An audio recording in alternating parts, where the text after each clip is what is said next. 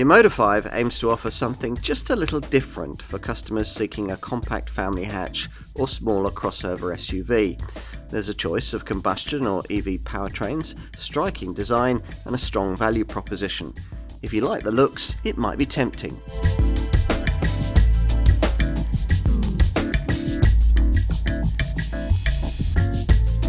So, yet another Chinese brand for you to consider. Omoda is part of the Chery group, probably the biggest Chinese automotive player you've never heard of. And this aspiring brand launched in the UK back in 2024 with this compact family hatch / crossover model, the Omoda 5. Chery is China's biggest car exporter, which is quite an achievement when you consider the other heavyweight manufacturers based there. Names you might be more familiar with, like BYD, the SAIC Corporation's MG marque, GWM Ora and Nio. Unlike in other global markets, Chery branding won't be used in Europe. Instead, we in the West get Chery products with two branding flavours. There's Jaecoo for SUVs, or as here, Omoda for more conventionally shaped family models. Omoda is a name derived from two sources. O is for oxygen, supposed to give an enviro vibe. And Moda denotes fashion, apparently keynote for a marque that aims to focus on trendiness. We're going to get a whole series of Omoda models over the next few years, and most of them will only be EVs. To start with, though, with this Omoda 5, the Chinese brand has decided to give us a choice of either a straightforward combustion petrol power plant or the all-electric E5 variant that we're trying here. Either way, this is a car sized and pitched to appeal to customers of both family hatchbacks and light compact crossovers. So, is it worth taking a chance on this Oriental newcomer? To find out, as usual, you're going to need the industry's most comprehensive review, the Car and Driving Road Test.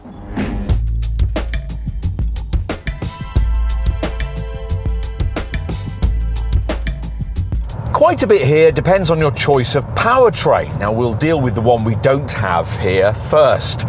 The Chery group clearly hasn't wasted much of its development time on the combustion option, which is covered off by an old-tech 1.6-litre four-cylinder petrol turbo unit that the Chinese conglomerate buys in from Austrian supplier AVL.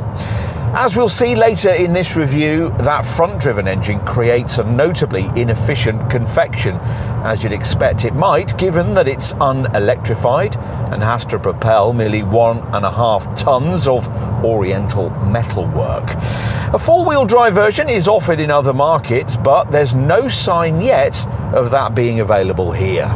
On the plus side, that petrol power plant develops quite a lot more power than you'd expect from a car at this price point. 183 brake horsepower with 275 newton meters of torque, so 62 miles an hour is dispatched quite a bit more quickly than with obvious rivals. 7.8 seconds en route to 128 miles an hour, the kind of top speed a family hatch EV driver can only dream about these days.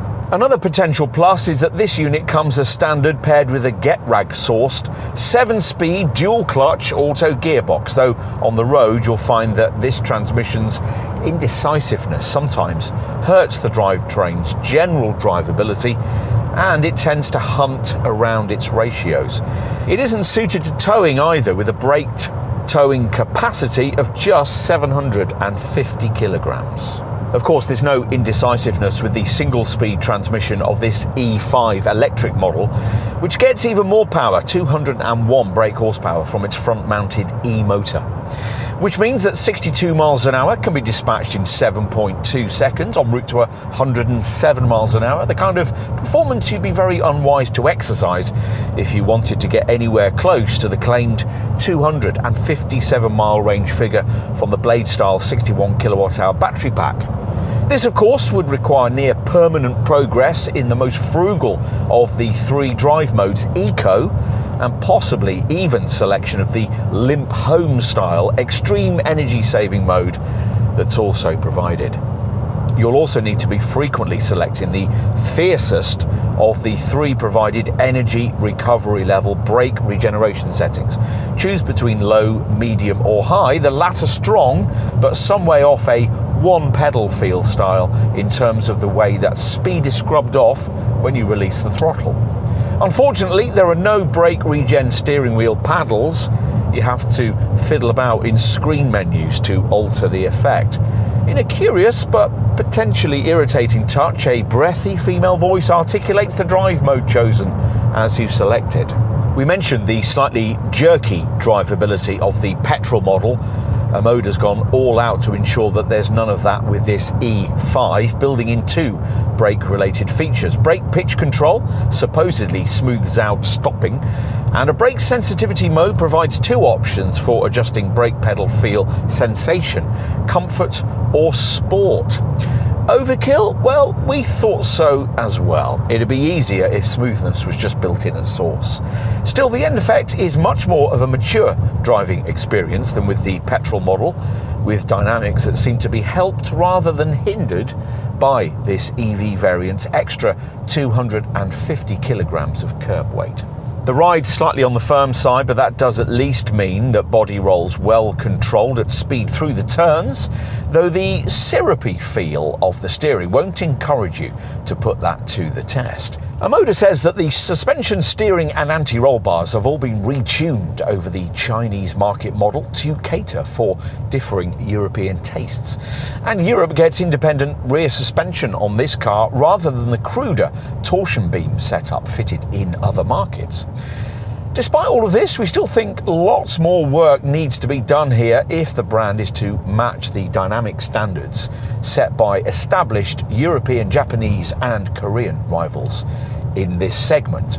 But for the kind of undemanding suburban driving most owners will usually engage in, none of this will of course matter much. The fact that some other similarly sized EVs provide better refinement at a cruise might be more significant, but Omoda compensates with a wider range of camera drive assist features than almost any competitor can offer as standard.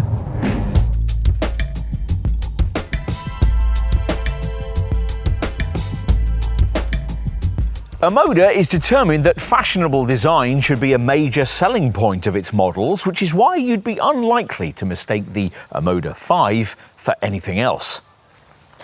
Certainly not the 2 cars this 4-metre-long compact family crossover is primarily pitched against in Europe, the Nissan Qashqai, which is slightly longer, and the Hyundai Kona, which is a little shorter. The 5 certainly visually stands apart from rivals like those with its rakish profile and blanked out C-pillar. The silhouette's quite slippery too, with a drag factor of 0.281 CD. Subtle roof rails and rear privacy glass are standard fit, and this Omoda's 18-inch aero-style wheels can be changed for more aggressive-looking 19-inch rims if you pay the extra for plusher Noble trim. If we were looking at the combustion version of this car, the main visual talking point would be its huge, strikingly intricate grille, which disappointingly gets replaced by a rather boring bluff front end in this EV version, incorporating a wide flap that rises to reveal the charging socket. This E5 gets modified side wings too, but the narrow upper daytime running light strips remain, as do the large corner cutouts incorporating the LED headlights. The rear gets a full-width light bar with slim LED tail lamp clusters that illuminate with quite a striking 3D signature, and there's this rather overly aggressive-looking roof spoiler with race-style cutouts. Opt for that Noble spec level, you get the option of a contrast-coloured black roof. As usual, of course, what's more important is what you can't see, in this case, rather an old platform, the Chery Group's modular T1X chassis, which was first introduced way back in 2017. So, new looks on old underpinnings. Is that what will be served up inside? Well, a bit of cabin tech is certainly promised by daytime running lights that illuminate as you approach to get in.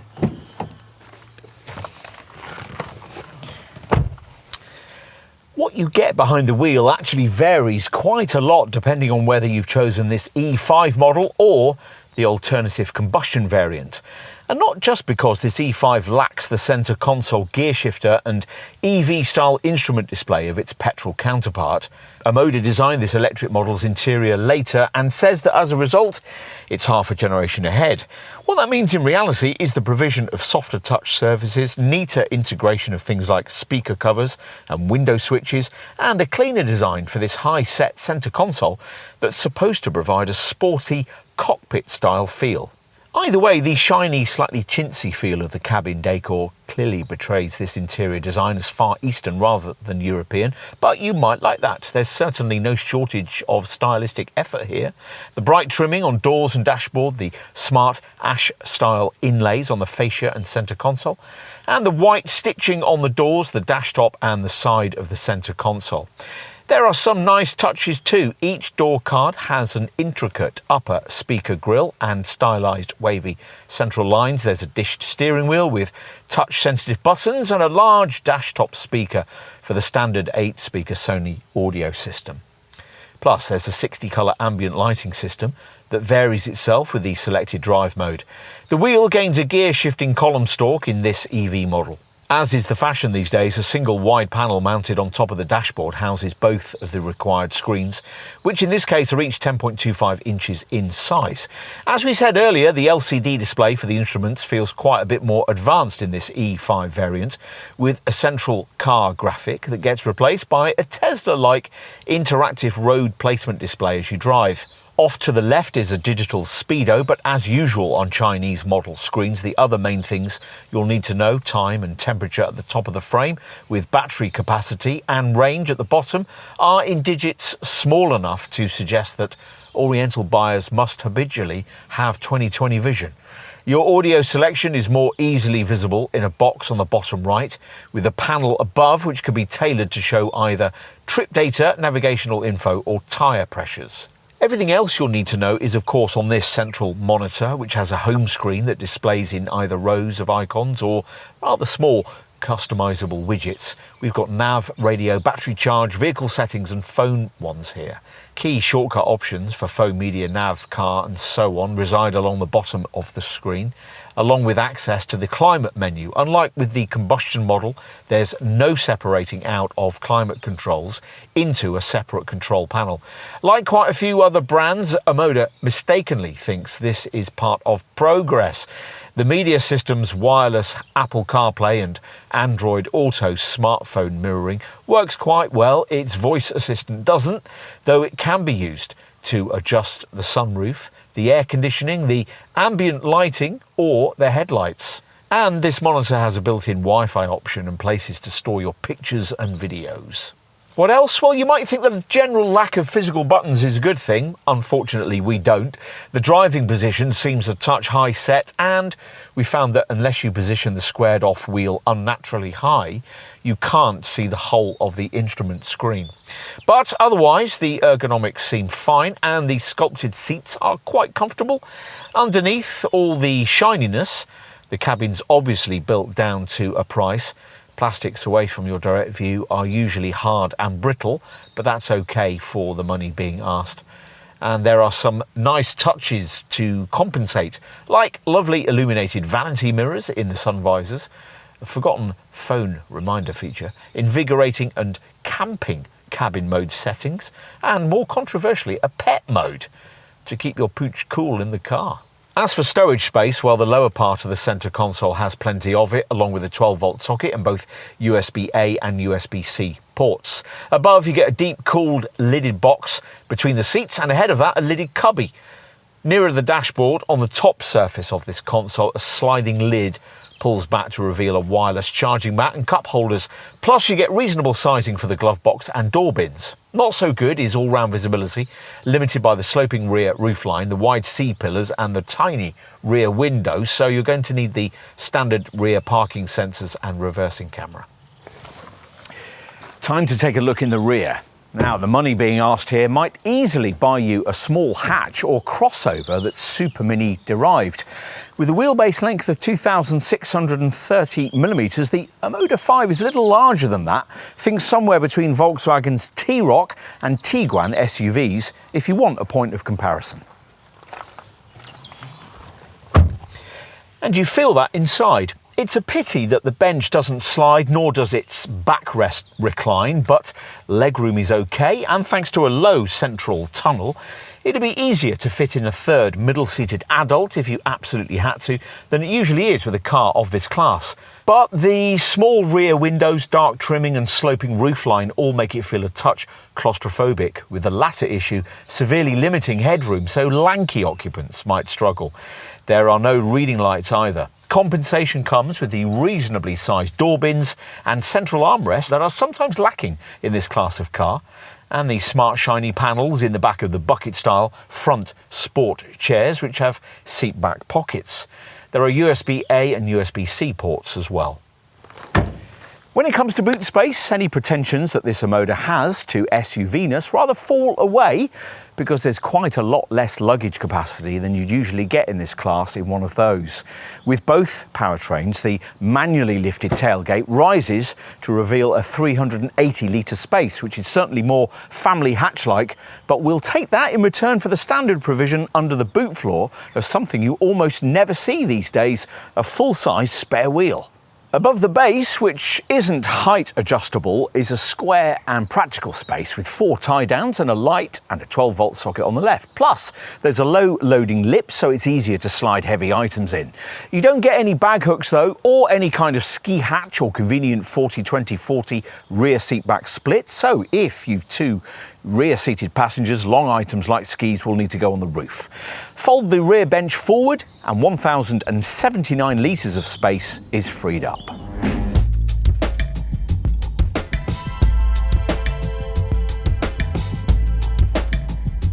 Unlike its Chinese counterpart BYD, Omoda isn't immediately trying to match prices against the established players in this segment. As we filmed in spring 2025, the Omoda 5 petrol model in base comfort form cost from just over £25,000, with a further £1,800 required for the plusher Noble version. This E5 EV variant was priced from around £33,000 as we filmed in this base comfort spec, with a further £1,500 necessary for plusher Noble trim. As we filmed, there was talk of a future smaller battery 48 kilowatt-hour E5 variant with a lesser 134 bhp motor, which may or may not be offered at some point. You might expect a new, largely EV brand to be selling online with agency models and subscription services, but no, Omoda is selling its cars here via traditional dealerships, with 60 open at the time of our test and 100 UK outlets expected to be in place by 2026. They cover most major UK centres, and you can find your nearest one by going to omodauk.com. The brand lent heavily on advice from its partner Jaguar Land Rover for its launch into the UK. Omoda parent company Chery handles local Chinese production of the Evoque, the Discovery Sport and Jaguar's XF and XE models for that Far Eastern market.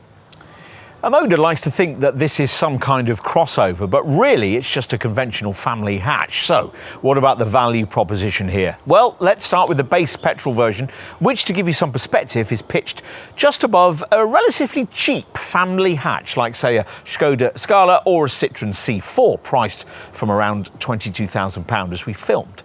We think the most direct comparisons lie with similarly priced family hatch models, like base versions of the Vauxhall Astra, the Mazda 3 and the Seat Leon. But as we'll see, this Omoda's better equipped than base versions of any of those cars. And the petrol version has standard auto transmission, which in like-for-like comparisons with the cars just mentioned, means cheaper rivals will save you very little and pricier ones will end up costing you £2,000 to £3,000 more, even before you start having to buy into a pricier trim level to match this Omoda's standard equipment level. If you're considering this all-electric Omoda E5, there's a vast amount of competition around this Chinese maker's chosen £33,000 to £35,000 price point. This kind of figure is about what you'd pay for a Kia EV3, a Hyundai Kona electric, or base Vauxhall Astra electric, and is just above what you'd need for entry-level, decent-range electric models from MG. But we'd point out to someone open to an unknown brand and considering an E5 that not much more would get you a Leap Motor C10 SUV, which offers a lot more car for the money and cost around £36,500 as we filmed. Where Omoda hopes it'll have an advantage over most, if not all, of the cars we've just mentioned, is when it comes to standard spec. As you'd hope, there's lots included as standard.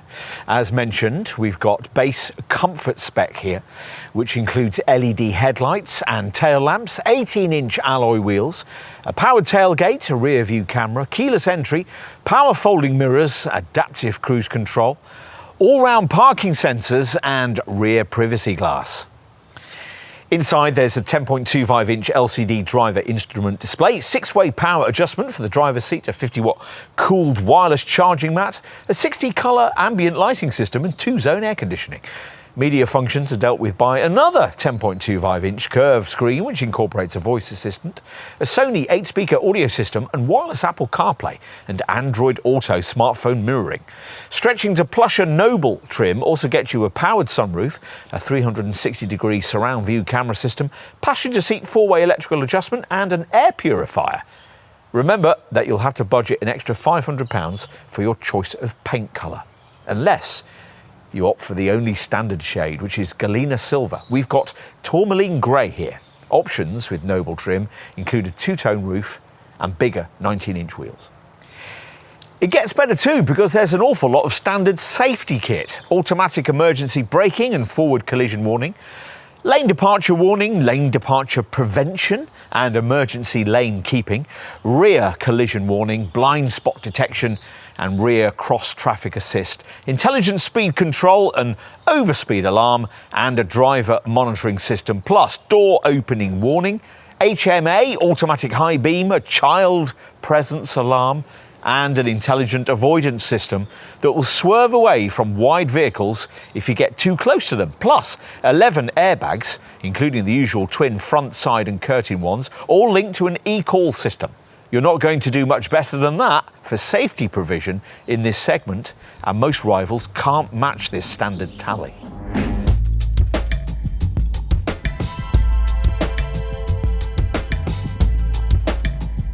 You shouldn't have particularly high expectations for efficiency when it comes to the base 1.6-litre petrol turbo Omoda 5. This 4-cylinder engine is something of a stopgap and will probably be eventually replaced by a hybrid.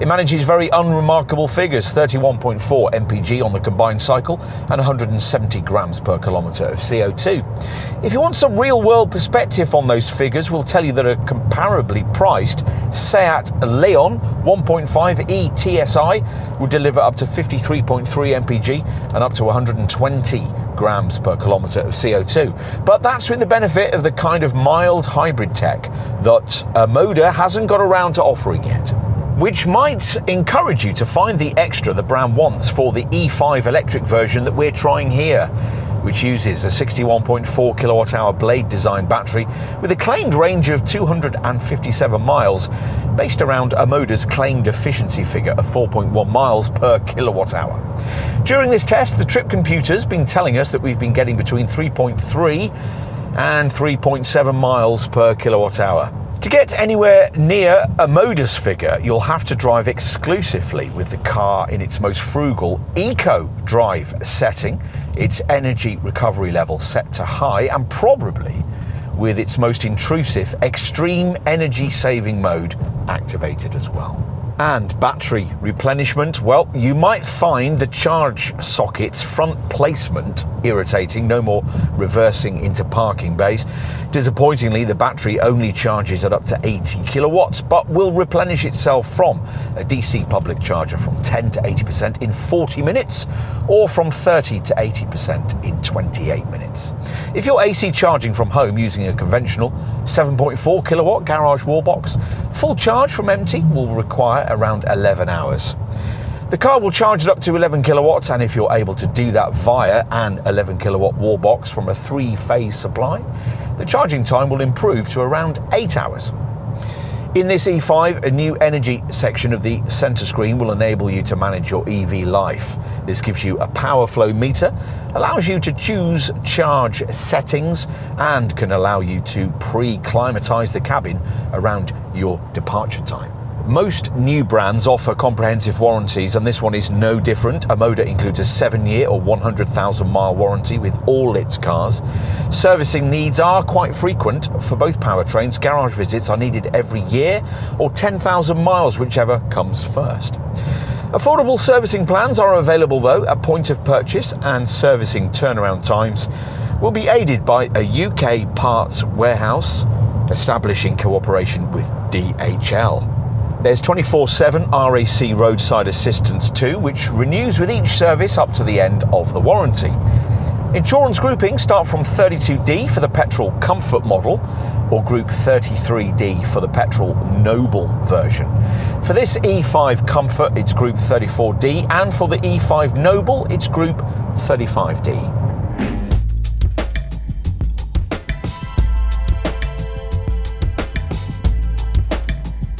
This is a Chinese idea of what an aspirational compact family hatch should be, rather than a European one. Nevertheless, if you're up for trying an unknown manufacturer and don't mind the slightly chintzy interior finishing, there's quite an interesting proposition on offer here. And it certainly looks like the brand will look after you. Chinese owners are often referred to as Omodas and get access to a special O Club, a social platform for brand experiences that will be replicated in Europe. Perhaps for potential customers, this kind of ownership tinsel and this car's rather striking looks will compensate for the largely unremarkable underpinnings and power plants it's based around. Apparently, over a third of Omoda's Chery Group parent company's 80,000-strong workforce is devoted to research and development, but there's not too much sign of that when you get down to the basic engineering here. Still, if you're after something that's just a little bit different from the Qashqai or Kona class compact family SUV that everyone else in your street has, and all you really want is a fully equipped, well warranted, decently built and metronomically reliable little family second car, we can see why you might consider one of these were you to be acquainted with the fact that it existed in the first place. This E5 version's clearly a better product than its petrol-powered counterpart, but the much greater affordability of the combustion version might sway you back to green pump motoring. Either way, there are clearly more polished products out there in this segment, but arguably not too many more interesting ones.